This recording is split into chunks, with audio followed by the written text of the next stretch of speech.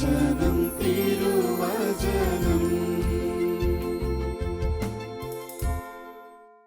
പിതാവിൻ്റെയും പുത്രൻ്റെയും പരിശുദ്ധാത്മാവിൻ്റെയും നാമത്തിൽ ആമേൻ. കർത്താവായ ഈശോയെ, ഈ വചനം തിരുവചനം എന്ന ശുശ്രൂഷ അനേകായിരങ്ങളെ സുഖപ്പെടുത്തട്ടെ. ഈ ശുശ്രൂഷയിലൂടെ അനേകം മക്കൾ അനുഗ്രഹിക്കപ്പെടട്ടെ. കുടുംബങ്ങളിലേക്ക് കർത്താവിൻ്റെ വചനമിറങ്ങി എല്ലാ പാപബന്ധനങ്ങളിൽ നിന്നും, രോഗബന്ധനങ്ങളിൽ നിന്നും, അസ്വസ്ഥതകളിൽ നിന്നും ഈ ശുശ്രൂഷയിലൂടെ സകല മക്കൾക്കും യേശുവിൻ്റെ അനുഗ്രഹവും കൃപയും ലഭിക്കുമാറാകട്ടെ. ഈശോയിൽ സ്നേഹം നിറഞ്ഞ സഹോദരി സഹോദരന്മാരെ, 4-ാം നൂറ്റാണ്ടിൽ റോമിനടുത്ത് താമസിച്ചിരുന്ന ഒരു രക്തസാക്ഷിയായ യുവതിയുടെ പേരാണ് ഡൊറേത്തി. ഈ വിശുദ്ധ ഡൊറേത്തി തന്നെ പൂർണ്ണമായിട്ട് കർത്താവിന് സമർപ്പിച്ചവളാണ്. അവൾ സ്വയം പരിചയപ്പെടുത്തിയിരുന്നത് ഞാൻ കർത്താവിൻ്റെ മണവാട്ടി എന്നാണ്. അപ്പോൾ യേശുവിനെ മാത്രം സ്നേഹിച്ച് യേശുവിന് മാത്രം തന്നെ പൂർണ്ണമായിട്ട് സമർപ്പിച്ച് വിശുദ്ധമായിട്ട് ജീവിച്ചിരുന്ന ഡൊറേത്തി ദൈവത്തിനെതിരായ ഒരു കാര്യത്തിനും യാതൊരു വിധത്തിലുള്ള സമ്മതവും അവൾക്കുണ്ടായിരുന്നില്ല. ആ കാലഘട്ടത്തിലാണ് ചക്രവർത്തിയെ പൂജിക്കണമെന്ന് റോമിലെ ഗവർണർ ഉത്തരമിട്ട് ചക്രവർത്തിയെ പൂജിക്കാത്തവരെ നിഷ്കരണം കൊന്നുകളയുകയാണ്. അങ്ങനെ ഗവർണർ ഡൊറേത്തിയോട് ആവശ്യപ്പെട്ടു, നീ യേശുവിനെ ഉപേക്ഷിച്ച് ചക്രവർത്തിയെ പൂജിക്കണം. ഡൊറേത്തി പറഞ്ഞു, എൻ്റെ ജീവൻ വെടിയേണ്ടി വന്നാലും എൻ്റെ മണവാളനായ ക്രിസ്തുവിനെ ഞാൻ ഒരിക്കലും ഉപേക്ഷിക്കില്ല. കോപം പൂണ്ട ഗവർണർ അവിടെയുള്ള എല്ലാ ഗ്രാമവാസികളെയും വിളിച്ചുകൂട്ടി അവരുടെ മധ്യയിലൂടെ ഡൊറേത്തിയെ നടത്തി അവിടെ ശിരസ് ഛേദിക്കാൻ കൽപ്പന പുറപ്പെടുവിച്ചു. അന്ന് പ്രഭാതത്തിൽ ആ ഗ്രാമത്തിലെല്ലാ മനുഷ്യരും തെരുവീഥികളിൽ വന്ന് നിറഞ്ഞു. പട്ടാളക്കാർ ഡൊറേത്തിയുമായി അവളെ കൊല്ലുന്നതിന് വേണ്ടി ആ തെരുവീഥികളിലൂടെ കൊണ്ടുപോവുകയാണ്. അപ്പോൾ ചക്രവർത്തിയെ സ്നേഹിച്ചിരുന്ന, ചക്രവർത്തിയെ ആരാധിച്ചിരുന്ന തിയോഫിലസ് എന്ന ഒരു യുവാവ് അവിടെ ഉണ്ടായിരുന്നു.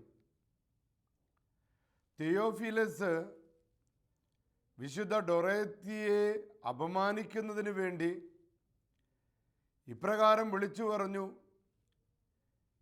ക്രിസ്തുവിൻ്റെ മണവാട്ടി, നീ അവിടെ ചെല്ലുമ്പോൾ ക്രിസ്തുവിൻ്റെ പറുദീസ തോട്ടത്തിൽ നിന്ന് എനിക്ക് കുറച്ച് പൂക്കളും പഴങ്ങളും കൊണ്ടുവന്ന് തരുമോ? തന്നെ അപമാനിക്കാനാണ് യുവാവ് അത് പറയുന്നതെന്ന് മനസ്സിലാക്കിയിട്ടും ഡൊറേത്തി പെട്ടെന്ന് ആ യുവാവിൻ്റെ നേരെ തിരിഞ്ഞു പറഞ്ഞു, തീർച്ചയായും ഞാൻ നിങ്ങൾക്കത് തരും. കുറെ കഴിഞ്ഞ് പട്ടാളക്കാർ ഡൊറേത്തിയുടെ ശിരസ് ഛേദിക്കുന്നതിന് മുൻപ് അവളുടെ മുഖം മറയ്ക്കുന്ന സമയത്ത് അവിടെ കൂടിയിരുന്ന ജനങ്ങളെ അത്ഭുതപ്പെടുത്തിക്കൊണ്ട് അസാധാരണ പ്രകാശമുള്ള ഒരു യുവാവ് ഡൊറേത്തിയുടെ അടുത്ത് പ്രത്യക്ഷപ്പെട്ടു. അവരെല്ലാവരും വിളിച്ചു പറഞ്ഞു, ഇതാരാണ് ഈ യുവാവ്? ഇത്ര പ്രകാശമുള്ള ഒരു യുവാവിനെ ഇതിനു മുൻപ് കണ്ടിട്ടില്ലല്ലോ. ഡൊറേത്തിക്ക് മനസ്സിലായി, അത് സ്വർഗത്തിൽ നിന്നിറങ്ങി വന്ന ദൈവദൂതനാണ്. അപ്പോഴാണ് എല്ലാവരും ആ ദൂതൻ്റെ കൈകളിലേക്ക് നോക്കുന്നത്. മനോഹരമായ 3 റോസാപ്പൂക്കളും ഒരു കൊട്ട നിറയെ ആപ്പിൾ പഴങ്ങളും. ഈ ദൂതൻ അതുമായി നേരെ തിയോഫിലസ് എന്ന യുവാവിൻ്റെ അടുത്തേക്ക് ചെന്നു. എന്നിട്ട് പറഞ്ഞു, ഇത് കർത്താവായ യേശുക്രിസ്തുവിൻ്റെ തോട്ടത്തിൽ നിന്ന് ഞാൻ നിങ്ങൾക്ക് വേണ്ടി കൊണ്ടുവന്നതാണ്. ഇത് സ്വർഗത്തിൻ്റെ മാലാഖയാണ് തൻ്റെ അടുത്ത് നിൽക്കുന്നതെന്ന് തിരിച്ചറിഞ്ഞ തിയോഫിലസ് പൊട്ടിക്കരഞ്ഞുകൊണ്ട് ഡൊറേത്തി പുണ്യവതിയുടെ കാൽക്കലേക്ക് വീണ് പറഞ്ഞു, സഹോദരി, എന്നോട് ക്ഷമിക്കൂ. നീ വിശ്വസിക്കുന്ന കർത്താവിനെ എൻ്റെ നാഥനും രക്ഷകനുമായിട്ട് ഞാൻ സ്വീകരിക്കുന്നു. അപ്പോൾ അവിടെ ഉണ്ടായിരുന്ന പട്ടാളക്കാർ പറഞ്ഞു, തിയോഫിലസ്, ഇനി നീ സംസാരിക്കരുത്, ഇനി നീ ശബ്ദമുണ്ടാക്കരുത്. തിയോഫിലസ് വീണ്ടും ഉറക്കെ വിളിച്ചു പറഞ്ഞു, ഡൊറേത്തിയുടെ നാഥനും പ്രാണനുമായ കർത്താവായ യേശുക്രിസ്തുവിൽ ഞാനും വിശ്വസിക്കുന്നു. പട്ടാളക്കാരുടെ അട്ടഹാസങ്ങൾക്കൊന്നും തിയോഫിലസിനെ അടക്കാൻ സാധിച്ചില്ല. അപ്പോൾ 4-ാം നൂറ്റാണ്ടിൽ നടന്ന വിശുദ്ധ ഡൊറേത്തിയുടെ രക്തസാക്ഷിത്വത്തിനോടൊപ്പം തന്നെ കോപം പൂണ്ട പട്ടാളക്കാർ അവിടെ വെച്ച് തന്നെ തിയോഫിലസിൻ്റെയും കഴുത്തറുത്തു മാറ്റി. അങ്ങനെ 2 രക്തസാക്ഷികളെയാണ് കത്തോലിക്ക സഭയ്ക്ക് ഒരു വ്യക്തിയുടെ സാക്ഷ്യം കൊണ്ട് ഒരാത്മാവിനെയും കൂടി നേടാൻ സാധിക്കുകയാണ്. പ്രിയപ്പെട്ട സഹോദരങ്ങളെ, ആദിമ ക്രൈസ്തവ സഭയുടെ ചരിത്രവും ക്രിസ്മസിൻ്റെ കാലഘട്ടങ്ങളെല്ലാം മാലാഖമാരുടെ പ്രത്യക്ഷപ്പെടലുകളുടെ കാലഘട്ടമാണ്. മാലാഖമാർ എന്തുകൊണ്ട് ഈ ലോകത്തിലേക്ക് വരുന്നു എന്ന് അന്വേഷിച്ചാൽ മാലാഖമാരുടെ ഇടപെടലിന് കാരണം നല്ല മനസ്സുള്ള നന്മയുള്ള വ്യക്തികൾ ഈ ലോകത്ത് അവശേഷിക്കുന്നു എന്നതാണ്. നന്മയുള്ള വ്യക്തികളെ സംരക്ഷിക്കുവാനും ദൈവത്തെ അന്വേഷിക്കുന്നവരുടെ കൂടെ ഉണ്ടാകുവാനും മാലാഖമാരുടെ അസാധാരണമായ ഇടപെടലുകൾ ആദിമ ക്രൈസ്തവ സഭയുടെ ചരിത്രത്തിലും പ്രത്യേകിച്ച് ക്രിസ്മസ് കാലഘട്ടത്തിൽ വളരെ അത്ഭുതകരമായ ഇടപെടലുകൾ നാം കാണുന്നുണ്ട്. മനുഷ്യനെ നിരാശയിലേക്കും തകർച്ചയിലേക്കും തള്ളിവിടുന്ന സാത്താൻ മനുഷ്യനെ കുരുക്കുകളിൽ നിന്നും കുരുക്കുകളിലേക്കാക്കി അവനെ നശിപ്പിക്കാൻ മുതിരുമ്പോൾ ദൈവദൂതന്മാർ സ്വർഗത്തിൽ നിന്ന് വന്ന് ഈ കുരുക്കുകൾ അഴിച്ച് മനുഷ്യരുടെ രക്ഷയ്ക്കും പ്രതീക്ഷയ്ക്കും പ്രത്യാശയ്ക്കും ഒക്കെ കാരണമാകുന്നു എന്നത് സഭാമക്കളുടെ അടിയുറച്ച വിശ്വാസങ്ങളിൽ ഒന്നാണ്.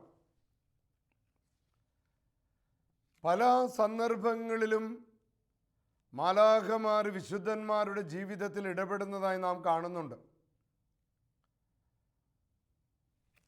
വിശുദ്ധ ഡൊമിനിക് അൽബീജിയൻ പാഷാണ്ഡതയ്ക്കെതിരെ, സഭയിൽ ആ കാലഘട്ടത്തിലുണ്ടായ മന്ദതയ്ക്കെതിരെ എനിക്കൊരായുധം വേണം എന്ന് ആഗ്രഹിച്ചുകൊണ്ട് ഉപവസിച്ച് പ്രാർത്ഥിച്ച് പ്രായശ്ചിത്ത പ്രവൃത്തികൾ അനുഷ്ഠിച്ച് ബോധം കെട്ട് വീണപ്പോൾ പരിശുദ്ധ മറിയം ഡൊമിനിക്കിനെ ആശ്വസിപ്പിക്കാൻ എത്തി എന്നാണ് വിശ്വസിക്കുന്നത്. ജപമാല എന്ന ആയുധം വിശുദ്ധ ഡൊമിനിക്ക് ലോകത്തിൻ്റെ തിന്മകൾക്കെതിരെ പടപൊരുതാനായിട്ട് ജപമാല എന്ന ആയുധം പരിശുദ്ധ അമ്മ വിശുദ്ധ ഡൊമിനിക്ക് കൊടുക്കുമ്പോൾ പരിശുദ്ധ അമ്മയോടൊപ്പം 3 മാലാഖമാരും ഉണ്ടായിരുന്നുവെന്ന് വിശുദ്ധ ഡൊമിനിക്ക് സാക്ഷിക്കുന്നുണ്ട്.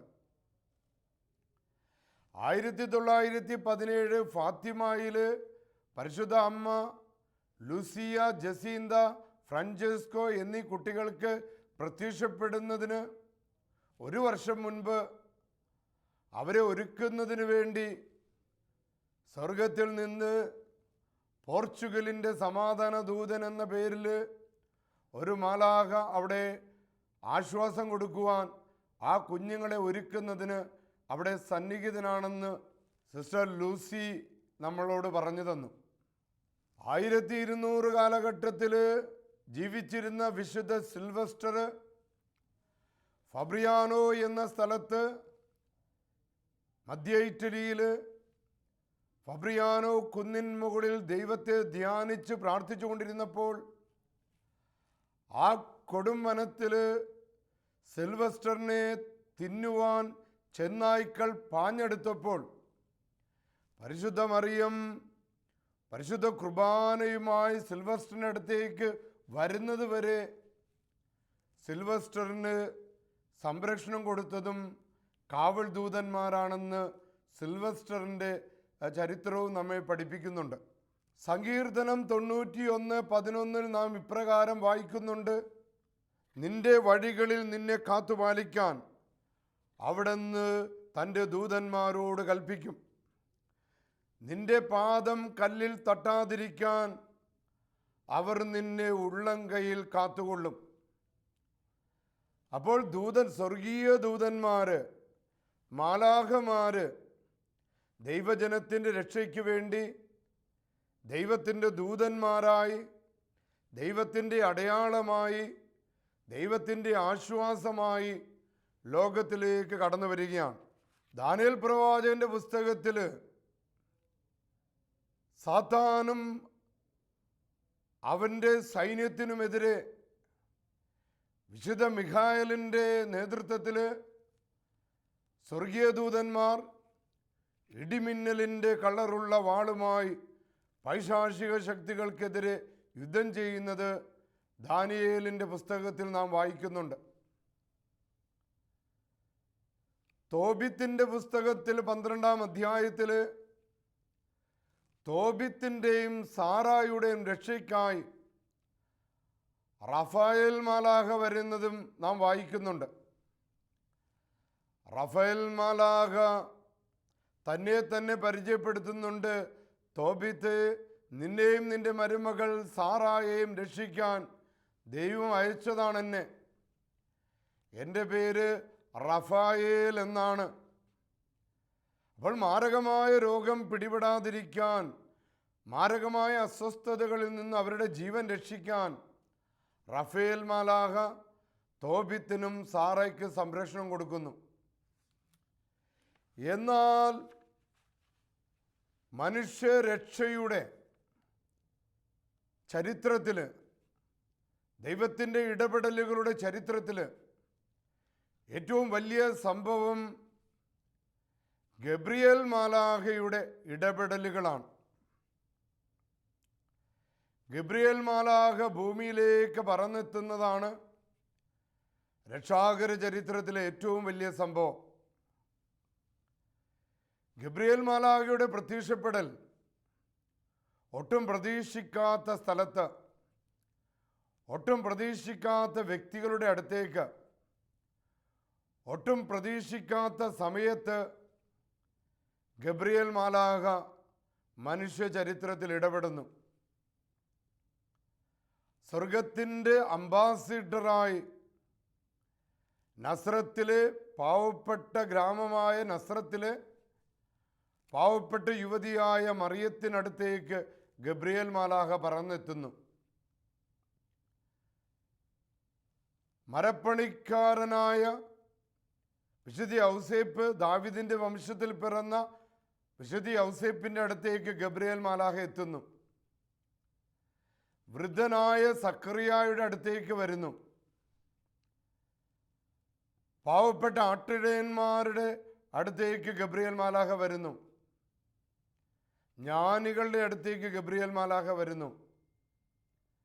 അപ്പോൾ പ്രതീക്ഷിക്കാത്ത വ്യക്തികളുടെ അടുത്തേക്ക്, പ്രതീക്ഷിക്കാത്ത സ്ഥലങ്ങളിൽ, പ്രതീക്ഷിക്കാത്ത സമയത്ത് സ്വർഗത്തിൻ്റെ അംബാസിഡർ ഗബ്രിയേൽ മാലാഖ നടത്തുന്ന ഇടപെടലാണ്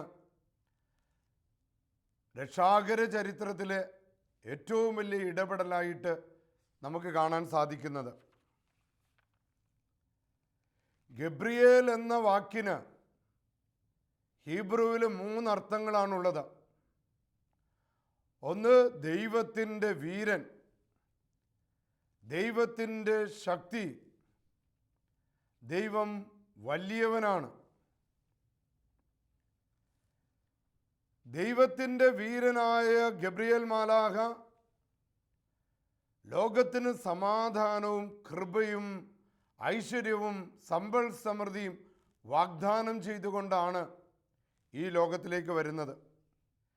ഗബ്രിയേൽ മാലാഖയുടെ ഇടപെടലാണ് ലോക ചരിത്രത്തിൻ്റെ തന്നെ ഭാഗ്യതയെ മാറ്റിമറിക്കുന്നത്. ലോകത്തെ പാപത്തിൽ നിന്നും ശാപത്തിൽ നിന്നും മരണത്തിൽ നിന്നും രക്ഷിക്കാൻ ഉദയം ചെയ്യാനിരിക്കുന്ന ഉദയസൂര്യനായ കർത്താവിൻ്റെ ജനനത്തെക്കുറിച്ചുള്ള സദ്വാർത്ത അറിയിക്കുവാൻ ഗബ്രിയേൽ മാലാഖ എത്തുന്നതാണ് ക്രിസ്മസിനെ ആഘോഷപൂർണ്ണമാക്കുന്നത്. ലോകത്തിൻ്റെ നിർണായകമായ ഒരു നിമിഷത്തിൽ ലോകം ഒരു നാശത്തിൻ്റെ വക്കിൽ നിൽക്കുമ്പോഴാണ് പരിശുദ്ധ മറിയത്തിനടുത്തേക്ക് ഗബ്രിയേൽ മാലാഖ എത്തിച്ചേരുന്നത്. അപ്പം ദൈവത്തിൻ്റെ വീരൻ എന്നറിയപ്പെടുന്ന ഗബ്രിയേൽ മാലാഖയുടെ അസാധാരണമായ ഇടപെടൽ നമുക്ക് രക്ഷയ്ക്ക് ഒരു ചൂണ്ടുപലകയായിട്ട് മാറുന്നു. അതേ കാലഘട്ടത്തിൽ വീരൻ എന്നറിയപ്പെടുന്ന വേറൊരു വ്യക്തി ഉണ്ടായിരുന്നു. ഇത് മറ്റാരുമല്ല, യേശുക്രിസ്തുവിൻ്റെ കാലഘട്ടത്തിൽ യൂദയാദേശം ഭരിച്ച ഹെറോദേസ് രാജാവാണ്. ഹെറോദേസ് എന്ന ആ വാക്കിനർത്ഥം വീരസന്താനം എന്നാണ്. പക്ഷേ ഈ വീരസന്താനം ക്രിസ്മസ് കാലഘട്ടത്തിൽ ഒരു ദുരന്ത കഥാപാത്രമായിട്ട് മാറുകയാണ്. ഇരുട്ടിൻ്റെയും മരണത്തിൻ്റെയും നിഴലിൽ കഴിഞ്ഞിരുന്ന ഒരു ജനത്തിന് ഉദയസൂര്യനായ പ്രകാശമായ യേശുക്രിസ്തു വന്നപ്പോൾ ആ പ്രകാശത്തിനെതിരെ പുറംതിരിഞ്ഞു നിന്നതാണ് വീരസന്താനം എന്നറിയപ്പെടുന്ന ഹെറോദേസ് ക്രിസ്മസ് നാളിലെ വില്ലനായിട്ട് മാറാൻ കാരണം. പ്രിയപ്പെട്ടവരെ, എങ്ങനെയാണ് ഹെറോദേസ് വില്ലനായി മാറിയത്? വിശ്വാസത്തെ ബുദ്ധി കൊണ്ട് അളക്കാൻ ശ്രമിച്ചതാണ്. ഈ ഒരു പ്രലോഭനത്തിൽ പലപ്പോഴും നമ്മളും വീഴാറുണ്ട്. നമ്മുടെ വിശ്വാസ രഹസ്യങ്ങളെ ബുദ്ധി കൊണ്ട് അളക്കാൻ നാം ശ്രമിക്കും. അതിൻ്റെ ഫലമായിട്ട് എന്ത് സംഭവിക്കും? ക്രിസ്മസ് നാളിൽ അനുഗ്രഹമായി തീരേണ്ടിയിരുന്ന ഹെറോദേസ് ഒരു ദുരന്ത കഥാപാത്രമായി. ഇതേപോലെ മാമോദീസയിലൂടെ സ്ഥൈര്യലേപനത്തിലൂടെ നമുക്ക് ലഭിച്ച കൃപകളും വരങ്ങളും ചൈതന്യവും, അതുകൊണ്ട് രക്ഷാകര ചരിത്രത്തിൽ വലിയ പങ്ക്, ഈ ലോകത്തിൽ വലിയ പങ്ക് നമുക്ക് തുടർന്ന് വഹിക്കുവാനുണ്ട്. എന്നാൽ വിശ്വാസത്തെ ബുദ്ധി കൊണ്ട് അളക്കുന്നവർക്കെല്ലാം വലിയ ദുരന്തമാണ് സംഭവിക്കുന്നത്. മാമോദീസ ലഭിച്ചിട്ടും സ്ഥൈര്യലേപനം ലഭിച്ചിട്ടും അതിൻ്റെ കൃപയിൽ ജീവിക്കാൻ പറ്റാതെ വരിക.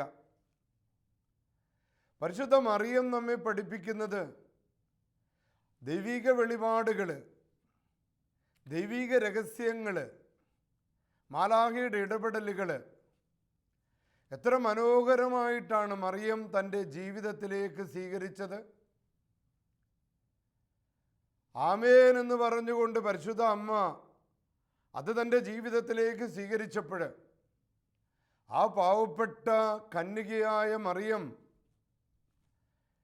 ലോകത്തെ രക്ഷിക്കുന്നതിന് ഏറ്റവും വലിയ ഒരു ഉപകരണമായി തീർന്നു.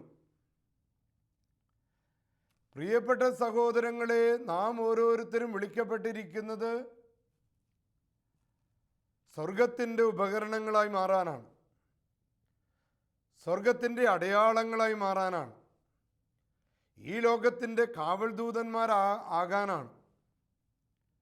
പക്ഷെ നമുക്കതിന് കഴിയാതെ വരുന്നു. എന്തിനേറെ പറയുന്നു, പരിശുദ്ധ കുർബാനയുടെ മുൻപിൽ ഇരുന്നിട്ടും യേശുവിനെ കാണാൻ, അനുഭവിക്കാൻ സാധിക്കാതെ വരുന്ന അവസ്ഥകൾ, കുമ്പസാരവും മറ്റു കൂദാശകളൊക്കെ സ്വീകരിച്ചിട്ടും അതിലൂടെ ലഭിക്കേണ്ട വിടുതലും അതിലൂടെ ലഭിക്കേണ്ട സൗഖ്യവും നമുക്ക് ലഭിക്കാതെ വരുന്ന അവസ്ഥകൾ, ഇതെല്ലാം നമ്മുടെ തുറവിയില്ലായ്മയും പരിശുദ്ധാത്മാവിനെ സ്വീകരിക്കാൻ കഴിവില്ലായ്മയുമാണ്. സ്വർഗത്തിൻ്റെ അംബാസിഡർ ഗബ്രിയേൽ മാലാഖ മറിയത്തിനോട് പറഞ്ഞു, നന്മ നിറഞ്ഞവളെ സ്വസ്തി, കർത്താവ് നിന്നോടുകൂടെ. മാലാഖമാർ നമുക്ക് തരുന്ന ഏറ്റവും വലിയ സന്ദേശം ഇതാണ്: ദൈവം നമ്മോടുകൂടെ. ആ നമ്മോടുകൂടെയുള്ള ദൈവത്തെ അനുഭവിക്കാനായിട്ട് നമുക്ക് സാധിക്കുന്നുണ്ടോ? ആ ദൈവത്തെ അനുഭവിക്കാൻ സാധിക്കുന്നതാണ് ഈ ലോകത്തിലെ പ്രയാസങ്ങളും സങ്കടങ്ങളും സഹനങ്ങളും രോഗങ്ങളും കടബാധ്യതകളും തകർച്ചകളും നേരിടുമ്പോൾ നമ്മെ മുന്നോട്ട് നയിക്കുന്നത് ദൈവം നമ്മോട് കൂടെ ഉണ്ടെന്നുള്ള ബോധ്യമാണ്. നസറത്തിലെ ആ പാവപ്പെട്ട പെൺകുട്ടി, അവളുടെ മുൻപിൽ, അവൾക്ക് മനുഷ്യബുദ്ധി കൊണ്ട് ചിന്തിച്ചാൽ അവളുടെ മുൻപിലുള്ളത് മരണമാണ്. ഒരു യഹൂദ വനിത വിവാഹത്തിനു മുൻപ് ഗർഭിണിയായി കഴിഞ്ഞാൽ അവളുടെ മുൻപിലുള്ളത് മരണമാണ്. എന്നാൽ വിശ്വാസത്തിൻ്റെ കണ്ണുകൾ കൊണ്ട് നോക്കിയപ്പോൾ ദൈവം തൻ്റെ കൂടെ ഉണ്ടെന്നുള്ള ഉറച്ച ബോധ്യം, ഇതെല്ലാം തരണം ചെയ്യാനായിട്ട് അവൾക്ക് ശക്തി ലഭിക്കുകയാണ്. അതുകൊണ്ടാണ് പരിശുദ്ധ മറിയം മോശയെ പോലെ, അബ്രഹാമിനെ പോലെ, യാക്കോബിനെ പോലെ കൃപയുള്ള വ്യക്തിയായിട്ട് മാറിയത്. അവരെക്കാൾ ഉപരിയായ സ്ഥാനം പരിശുദ്ധ അമ്മയ്ക്ക് ലഭിക്കുകയും അവൾ സഹരക്ഷകയായി മാറുകയും ചെയ്തു.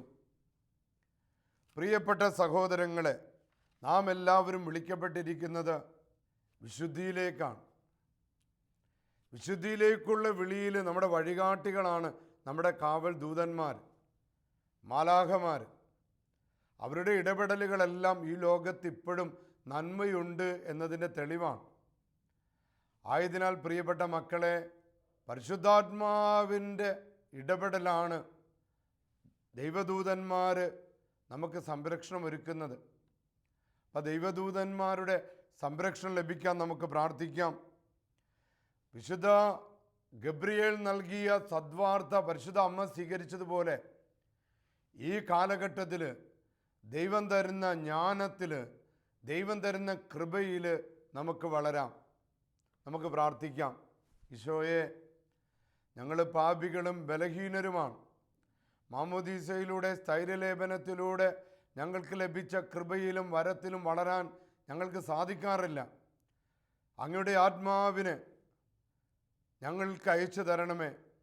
ഞങ്ങളുടെ കുറവുകളിലേക്ക്, ഞങ്ങളുടെ പോരായ്മകളിലേക്ക്, ഞങ്ങളുടെ പ്രശ്നങ്ങളിലേക്ക്, ഞങ്ങളുടെ സങ്കടങ്ങളിലേക്ക് ദൈവത്തിൻ്റെ ആത്മാവിനെയും സ്വർഗത്തിൻ്റെ കാവൽ ദൂതന്മാരെയും ഞങ്ങൾക്ക് അയച്ചു തരണമേ. സർവശക്തനായ ദൈവം നിങ്ങളെല്ലാവരെയും സമൃദ്ധമായിട്ട് അനുഗ്രഹിക്കട്ടെ. പിതാവിൻ്റെയും പുത്രൻ്റെയും പരിശുദ്ധാത്മാവിൻ്റെയും നാമത്തിൽ ആമേൻ.